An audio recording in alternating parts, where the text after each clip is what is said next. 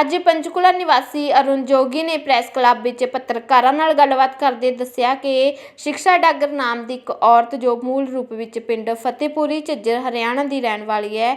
ਅਰੁਣ ਜੋਗੀ ਨੇ ਦੱਸਿਆ ਕਿ ਸਿਕਸ਼ਾ ਡਾਗਰ ਹੁਣ ਉਹਨਾਂ ਦੇ ਹਾਊਸ ਨੰਬਰ 835 ਸੈਕਟਰ 12 ਪੰਚਕੂਲਾ ਵਿੱਚ ਕਿਰਾਏ ਉੱਤੇ ਰਹਿ ਰਹੀ ਹੈ। पर सिक्शा डागर हुण एग्रीमेंट खत्म होने के बावजूद भी उन्हों का मकान खाली नहीं कर रही, उल्टा उन्होंने डरा धमका रही है तो केस करने दी धमकियां दे रही है। दस दिए कि सिक्शा डागर उही औरत है जिसने हरियाणा के खेड मंत्री संदीप सिंह उत्ते गंभीर आरोप लगाए सन। अरुण जोगी ने दस्सिया कि सिक्शा डागर ने जिथे उन्हों की पत्नी पूजा गौरी नाल कुटमार की उत्थे ही उन्होंने पुत्र पृथ्वी जोगी नूं जानों मारन दी धमकियां दित्तियां जा रही हैं। अरुण जोगी ने दस्सिया कि हरियाणा पुलिस प्रशासन का कोई भी अधिकारी उन्हां दी गलबात सुनने लई तैयार नहीं है, इस करके उन्हां नूं मीडिया का सहारा लेना पिया।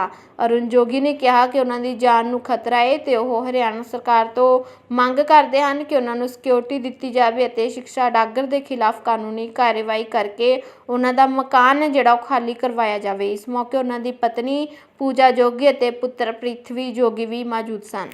हाँ जी, मैं अरुण जोगी, ये मेरी वाइफ पूजा जोगी और ये मेरा बेटा पृथ्वी सिंह जोगी। अभी आज ही मैं कमिश्नर ऑफ पुलिस पंचकूला से होकर आया हूँ क्योंकि परसों मेरे बेटे को जान से मारने की धमकी मिली है शाम को 6:30 और 7:30 के बीच में। तो ये अपने फ्रेंड के साथ अब वहाँ पे गया था सेक्टर 5 पंचकूला पार्किंग में।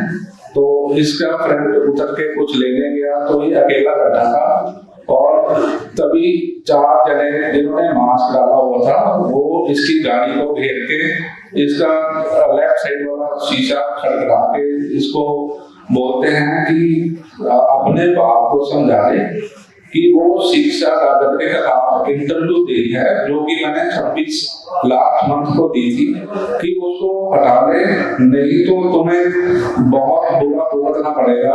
उसके बाद उसने अपनी टी शर्ट उठा के ऐसे फायर वेपन जो दिखाया मेरे बेटे को, कहते तुझे अभी निपटा देंगे, उसके बाद तेरे माँ बाप को देखेंगे। उसको आखिरी वार्निंग दे रहे हैं कि शिक्षा के खिलाफ इंटरव्यू ना दे और उसके कोई पब्लिक स्टेटमेंट भी ना दे। उसके बाद ये घबरा गया, वेपन देके अच्छे घबरा जाते हैं। तो जब इसका वो चले गए चारों, जब ये फ्रेंड आया इसका तो ये घर पे आ गया। इसने आके घर पे हमें बताया कि ऐसा आज हुआ है हमारे साथ। तो हम तो चुप करके सोचने लगे कि ये क्या हो रहा है हमारे साथ। तो कल मैंने दोबारा से कुछ अपने आप जैसे प्रेस रिपोर्टरों को अपने घर बुलाया था शाम को 6 बजे कि मैं दोबारा से इंटरव्यू देना चाहता हूँ शिक्षा डागर के खिलाफ हमारे साथ ऐसे हुआ है। देखिए उसके डर से कोई मेरे घर में नहीं आया। 2 जनों का फोन आया, वो कहते हैं कि आपके 4-5 घर छोड़ के ग्राउंड है, आप वहां आ जाइए, हम आपके घर नहीं आएंगे क्योंकि हमें उससे डर लगता है। और आखिरी बार जिन्होंने मेरी इंटरव्यू ली थी उसके खिलाफ भी उसने थ्रेटनिंग कॉल्स करी थी, जिसका भी उन्होंने जो मेरे इंटरव्यू जिसने ली थी उन्होंने डीसीपी को कंप्लेंट दे दी है उसकी। तो इसका तो हमारा घर दबाया हुआ इसने, अगर कुछ भी बोलते हैं तो हमें नीचे आके धमकाती है और बहुत हमारा बुरा किया हुआ। हमें हमारी जान की हमें धमकियां दी जा रही हैं और हमें सुरक्षा चाहिए और उसके अगेंस्ट क्रिमिनल केस किया जाए, नहीं तो वो कुछ का कुछ कर देगी। पता नहीं उसके साथ कौन लोग हैं जो केस पे केस करती है वो।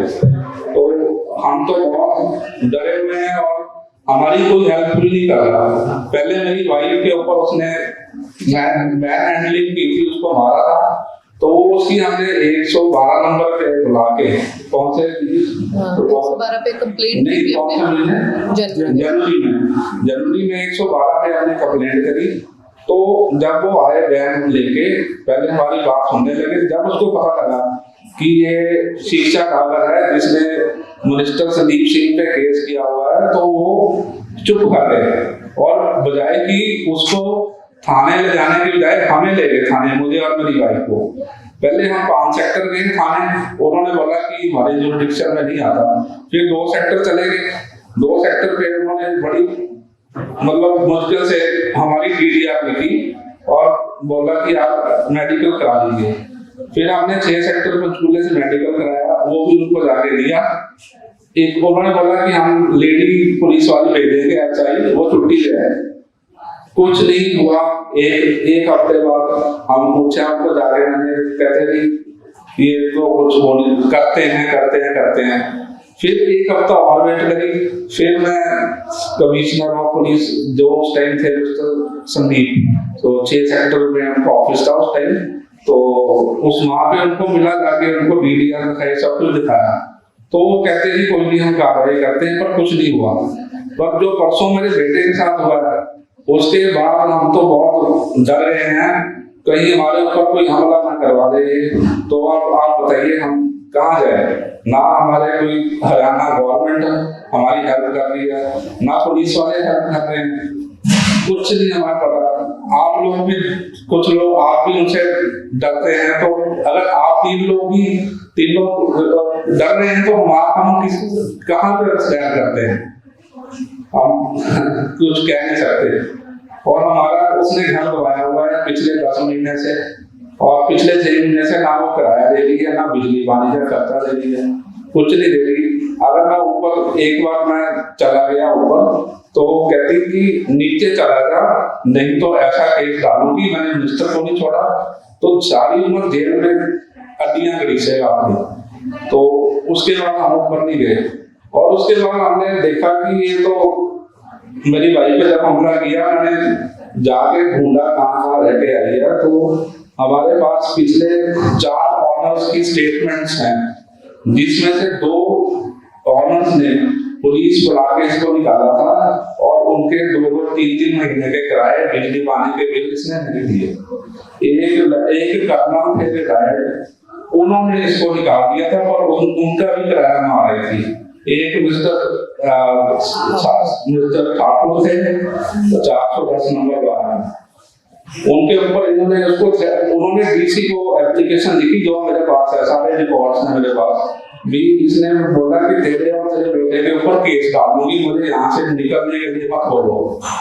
तो हम या तो ये किराया नहीं देती, या जब निकलती है तो जो पैसे लेके निकलती है।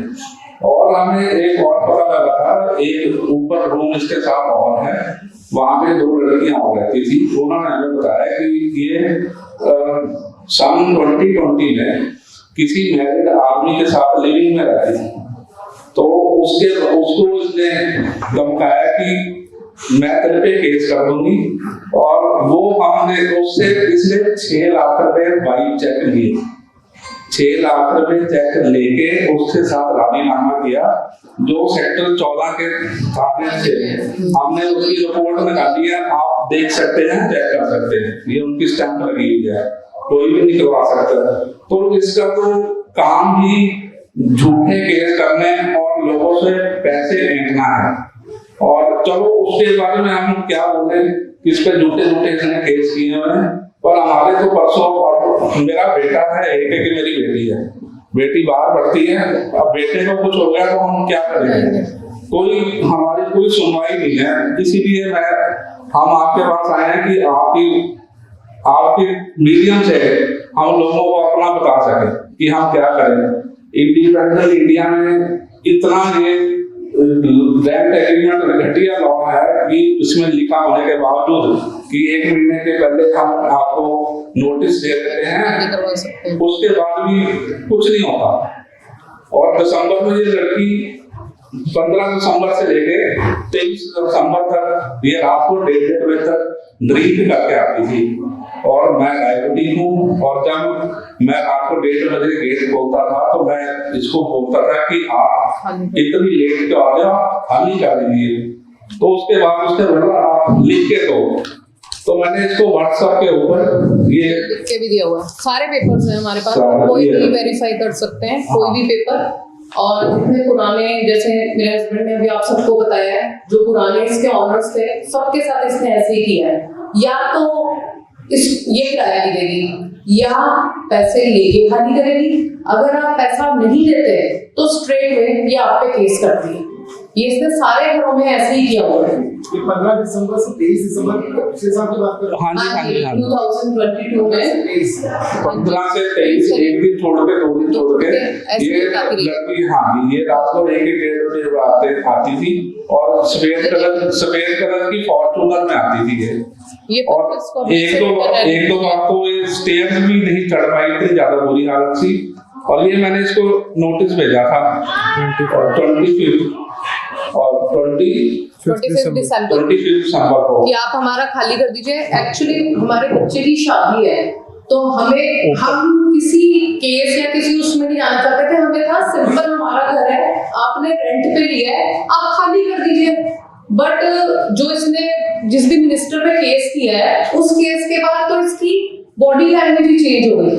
मतलब एक होता है ना, आप सब पढ़े लिखे हैं, आप सब भी पढ़े लिखे हैं, हम भी वो भी। हमने उसे किराए पे इसलिए दिया कि वो एक प्लेयर है, गवर्नमेंट जॉब का जो भी उसने हमें दिखाया सब कुछ वेरीफाई करके हमने एग्रीमेंट बनवा के उसको रेंट पे दिया है। बट उसके बाद वो मेरे से कर रही है, मेरे साथ ही हाथों पाई, जिसकी डीडीआर और सब है, बट कोई हमारी हेल्प ही नहीं कर रहा, सब उसकी सुनते हैं। एग्रीमेंट में टाइम पीरियड लिख रहा है खत्म, पेमेंट लास्ट है, ये लास्ट है। अब भी आप देख लीजिएगा कि वो कितनी देर और रहती है हमारे घर, क्योंकि पिछले किसको दी है जो ये पुलिस को दी है, क्योंकि नीचे लेवल पे तो कोई नहीं हमारी सुन रहा, नीचे कोई सुनता ही नहीं है। उन्होंने क्या कहा? वो कहते हैं कि हम एक्शन ले लेंगे इसके खिलाफ।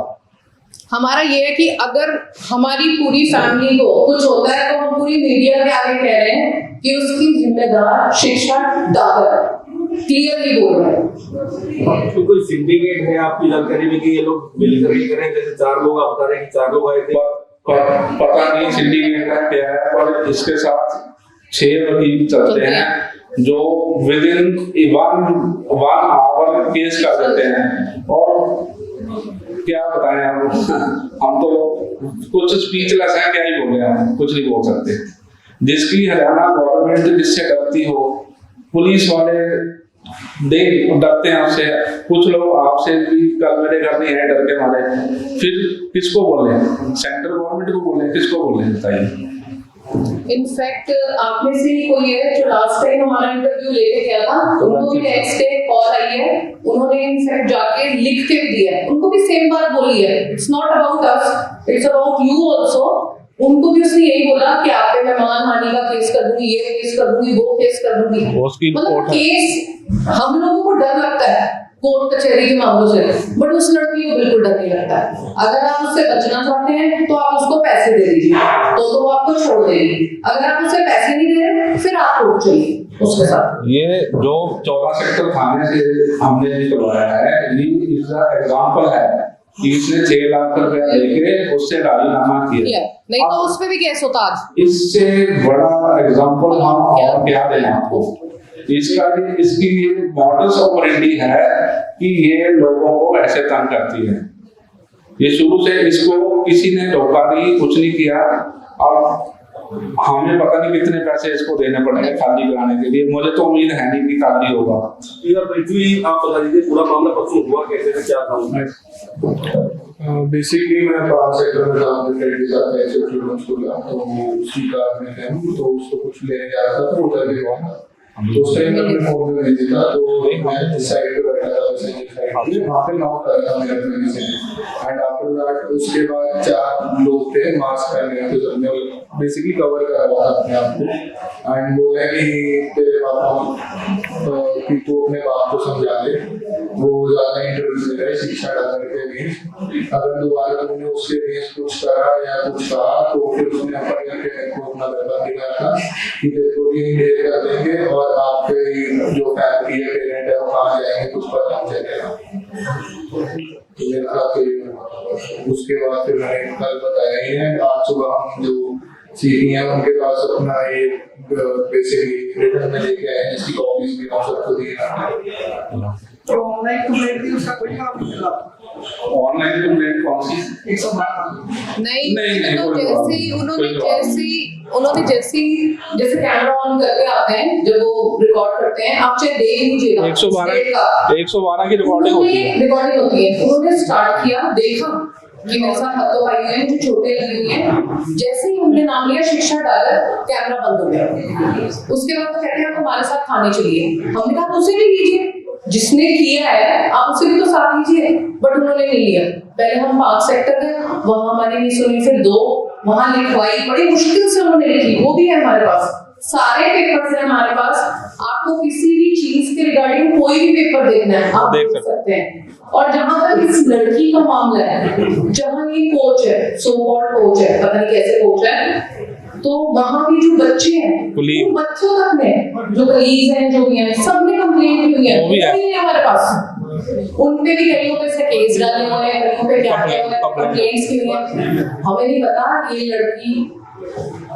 हम तो कोशिश करते हैं अनिल विज साहब से मिलने की, होम मिनिस्टर जो है हरियाणा के, शहर भी कुछ तो हमारी सुनवाई करो।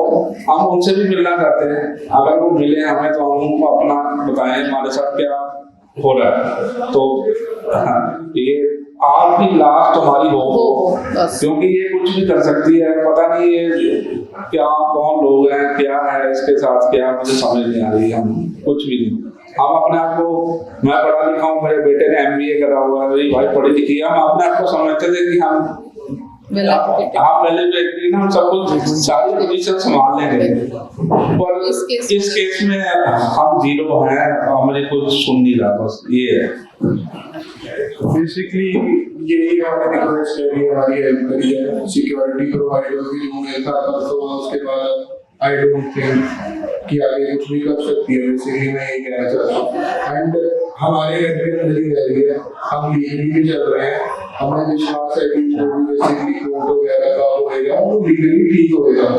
बट बहुत डिले हो रहा है। हमारे घर में रह के मेरी मदर के साथ हाथापाई करी है, अब गन दिखा के धमकी करवा रही है, नेक्स्ट तो कुछ ना कुछ कर ही सकती है। तो उससे पहले हमने पुलिस में जो कर सकते थे दोबारा ट्राई किया, और लास्ट ओवर में मीडिया लगी तो उसके आगे आके हमने पूरी बात क्या आप नहीं, सरकार में किसी से नहीं मिले। हम चाहते हैं, हमने कोशिश नहीं करी, वो पहले कोशिश करी थी, फिर उन्होंने हमारे बंद कर दिया था। लोकल बंदे को मिलते थे, बाहर से जो जाते थे उनको मिलना बंद कर दिया था। शायद आपको भी पता होगा, कुछ देर पहले अम्बाला कैंट में जो मेन हाईवे पे उनका है ना, अब मैं किसी के थ्रू मिलना जाना चाहता था, पर उन्होंने बोला था कि आपको सिर्फ लोकल अम्बाले वालों को मिलते हैं, बाहर से नहीं मिलते। और वहाँ पे इतनी भीड़ होती है कि आप सुबह से जाकर दोपहर तक कब हो रहे। हमें तो ये था कि हमने पुलिस वाले हमारी हेल्प करेंगे, आप लोग करोगे, पर नहीं हुआ कुछ भी। सीसीटीवी फुटेज वगैरह है सर आपके पास जो पुलिस को थी और आपने कार्रवाई ना की? सर तब मैंने सीसीटीवी फुटेज कैमरा नहीं लगवाया था, वो मार्च में लगाया है। उसके बाद पहले तो ये आते जाते हमें कोई इंसिडेंट रिपोर्ट, उसके बाद का कोई नहीं है। मैं बताता हूँ, उससे पहले का 15 फरवरी को 8 लोग आए थे जो सफेद कपड़े डाल के बुजुर्ग लोग थे। मुझे रसीद भी मिल गई है, जो कटवा के गए थे हमारे घर आके। वो मुझे मिलने आए घर के वहाँ, कहते आप लोग से मिल रहा है। मैंने हाँ जी बताइए। कहते हम बड़ी दूर से आए हैं, आप अंदर नहीं बुलाओगे? अंदर बुलाया, हमको पानी पिलाया। उन्होंने बोला मुझे कि आप शिक्षा डागर को मत निकालिए। मैं कहती क्यों, ये किराया नहीं देती और ऊपर से गलत बोलती है हमें आते जाते। कहते आप मुश्किल में आ जाओगे। मैं कहती कैसे मुश्किल में आ जाएंगे? कहते बस आपको बता दिया, आप बाग बच्चेदार आदमी हो, हम आपको एडवाइस दे रहे हैं, बुजुर्ग है, उसको मत निकालिए आप। मैं भी चुप कर गया। मैंने पता नहीं क्या कर देंगे, खबर गवर्नमेंट को हिला सकते हैं लोग, तो हम क्या चीज हैं। उसके बाद उन्होंने बोला कि हम गौशाला बना रहे हैं, उसके लिए आप 5000 रुपए की पर्ची कटवा दो। तो मैंने बोला कि मेरे पास इस टाइम 5000 रुपए है नहीं, मुझे तो आगे नहीं कराया मिल रहा, तो मैं कहाँ से दे दूं। पर मैंने 500 रुपए की पर्ची कटाई है ये, और उनका एड्रेस लिखा हुआ है गोहाने का। ये आप पता कर सकते हैं, अगर पुलिस वाले मेरे से मांगेंगे तो मैं पूरा इसका बता दूंगा कहाँ का एड्रेस है, ये कहाँ से लोग आए थे। उसके बाद फिर मैंने कैमरा लगवाया, पहले कैमरा नहीं लगवाया था मैं।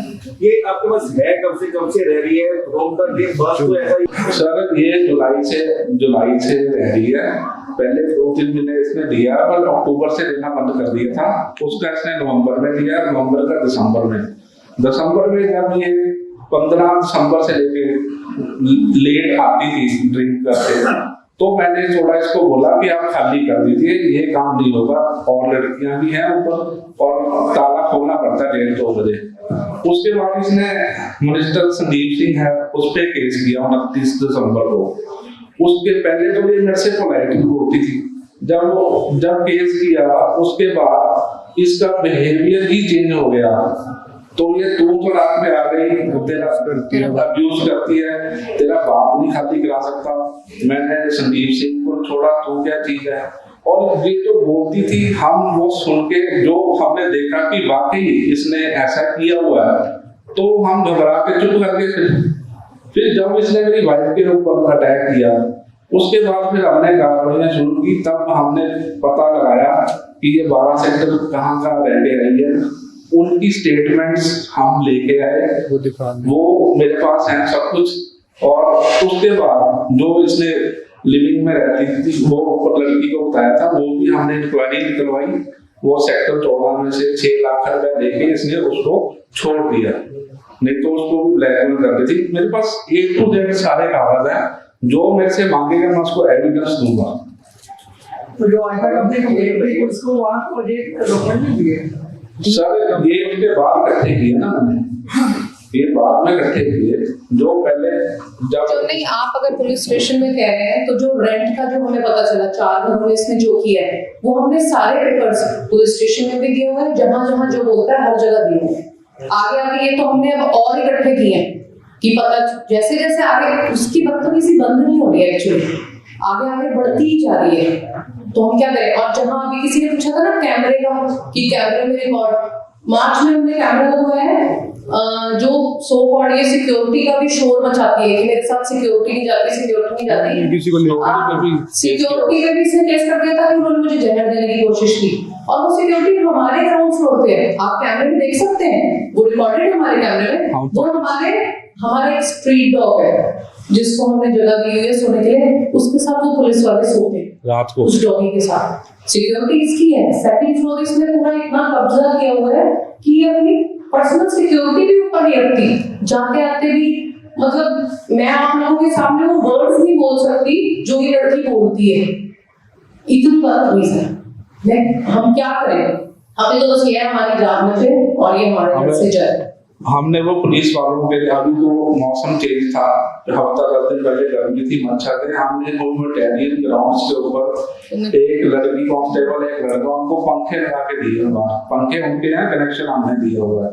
चाय पानी होता पूछते हैं, क्योंकि ये वो भी इंसान है। लेडी कांस्टेबल कहाँ पे वॉशरूम जाएगी, बाहर जाएगी तो अंदर जाती है, वो हम उसको देखते हैं। और इतना सब कुछ करने के बाद भी हमें कोई सिक्योरिटी कुछ नहीं मिल रहा, और वो गलत है, उसको सब कुछ मिल रहा है। और आप ये देखिए, आपका घर है, आप कैसे बनाते हो घर, लोन लेके कैसे करते हो, ये करते हो। अगर कोई आके आपसे कब्जा कर ले उसके ऊपर एग्रीमेंट होने के बावजूद भी, और आपको अब्यूज करे, ऊपर नीचे जाते हैं, जब तक कैमरा नहीं था तो ऊपर नीचे जाते वो अब्यूज करती थी। बहुत कैमरा भी इसीलिए लगवाया उसके जब से कैमरा लगा है उसके बाद हमें शांति है। और इतना सब कुछ होने के बाद अब पता नहीं आगे क्या होगा, हमें समझ नहीं आगे। जिस तरीके से आपने बताया कि मंत्री संदीप सिंह और आपने उसके बाद से लगातार जितने आपने 4 मकान मालिकों का जिक्र किया, उनको भी कहीं ना कहीं खौफ रहा होगा। जिस तरीके से आपने उनसे बयान लिए, ठीक है, आपने बयान बाकायदा जो है वो डॉक्यूमेंटेशन से लिए, बाकायदा आपने पुलिस को भी सौंपे। उनका जो जूनियर महिला कोच का जो बिहेवियर था, बिहेवियर से पहले आपको उन्होंने निकाला, उसके बाद जिस तरीके से एलिगेशन लगे उसका खामियाजा हमें भी भुगतना। मैं वही बोल रहा था, इस तरीके से कामयाब रहे आप बयान दर्ज करवाने में। बयान दर्ज उनकी जो स्टेटमेंट्स हैं ना, जो वो हम उनके घर से लेके आए हैं। एक रिटायर्ड कर्नल हैं, वो मैं बताती हूँ आपको, जो वो चारों घर हैं, हम 12 सेक्टर में मोस्टली आर्मी बेस्ड कर्नल्स और बुजुर्ग हैं। वो चारों बुजुर्ग थे, एक कोई अब्रॉड में रहते हैं। आप चारों एड्रेस ले सकते हैं, अगर आपको लग रहा है ना हम झूठ बोल रहे हैं, आप एड्रेस ले सकते हैं, आप वेरीफाई कर सकते हैं। तो पहले तो खाली नहीं करती थी, जिसमें बीच में किसी एक अंकल ने उसको पैसे भी दिए खाली करवाने के लिए, रेंट नहीं दिया था इसने। एक का इसने कर्नल, जो मेरे हस्बैंड ने भी आपको बताया, ओके सोके किसी तरह खाली करवा लिया था। 2 लोग पुलिस स्टेशन में गए, नहीं खाली किया उसने, उनकी है रिटन स्टेटमेंट साइन सब कुछ है। डीसी साहब तो उन्होंने जब ये खाली नहीं कर रही थी, बदतमीजी कर रही थी और उल्टा उन पे एलिगेशंस लगा रही थी, जो भी कर रही थी, तो वो लोग, जो पुलिस ने उनकी नहीं सुनी, जैसे कि इसमें उन्होंने अपने स्टेटमेंट में लिखा भी हुआ है कि पुलिस उनकी बात नहीं सुन रही थी। फिर वो जो एल्डर लोग होते हैं, क्या बोलते हैं उनको, वेलफेयर एसोसिएशन जो मोहल्ले की होती है सेक्टर 12 ओल्ड एसोसिएशन क्या होता है, सीनियर सिटीजन के उसमें जाने का उन्होंने इसको धमकी दी थी कि अब हम सीनियर सिटीजन कोर्ट में करेंगे। उसके बाद इसने खाली किया उनके घर। हमारी किस्मत खराब है कि हमारे टाइम इसने संदीप सिंह पे केस कर लिया, अब इससे किसी का डर नहीं, सीनियर सिटीजन में हम आते नहीं, और उसको पता नहीं क्या सपोर्ट है क्या सपोर्ट नहीं है। हमारा नहीं खाली कर, हमारी इस मामले में हमारी किस्मत खराब है। हम तो सिंपल सा कह रहे हैं, हमारा घर खाली करते हैं, खाली तो क्या करना, उनका धमकी है। इकलौता हमारा बच्चा, उसको ऐसे कह रही है, कहाँ जाए, हम कहाँ जाए, हमें ये समझ नहीं आ रहा। ठीक, okay sir, thank you very much.